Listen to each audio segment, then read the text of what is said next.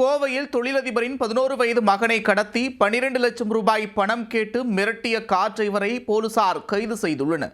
சிறுவனை கடத்தி பணம் கேட்டு மிரட்டிய சம்பவத்தின் பின்னணி என்ன? 11 வயது சிறுவனை கடத்தி 12 லட்சம் ரூபாய் பணம் கேட்டு மிரட்டிய கார் டிரைவர் தொழிலதிபரை அலறவிட்ட சம்பவத்தில் அவரின் மகனை பத்திரமாக மீட்டது எப்படி? கோவை துடியலூர் பகுதியைச் சேர்ந்த தொழிலதிபர் ஸ்ரீதர் சூரியகுமார் ப்ராப்பர்ட்டி டெவலப்மெண்ட் நிறுவனம் நடத்தி வருகிறார். இவரிடம் கடந்த ஓராண்டாக நவீன் என்பவர் ஓட்டுநராக வேலை பார்த்து வருகிறார். தொழிலதிபர் ஸ்ரீதரின் குழந்தைகளை பள்ளிக்கு அழைத்து செல்வதும் டியூஷன் அழைத்து செல்வதையும் நவீன் கவனித்து வந்துள்ளார்.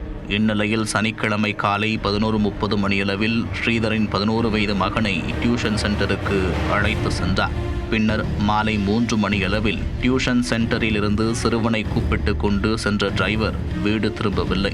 தொழிலதிபர் மனைவி கிருத்திகா கார் டிரைவர் நவீனை தொடர்பு கொண்ட நிலையில் அவர் போனை எடுக்கவில்லை. மகனை காணவில்லை என டியூஷன் சென்டருக்கு போன் செய்த அவர் ஏற்கனவே டிரைவருடன் கிளம்பிவிட்டதாக தெரிவித்துள்ளனர்.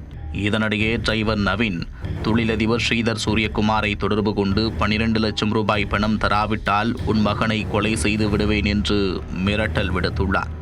இதனை கேட்டு பதறிப்போன அவர் துடியலூர் காவல் நிலையத்தில் சிறுவன் கடத்தப்பட்டது குறித்து புகார் அளித்துள்ளார்.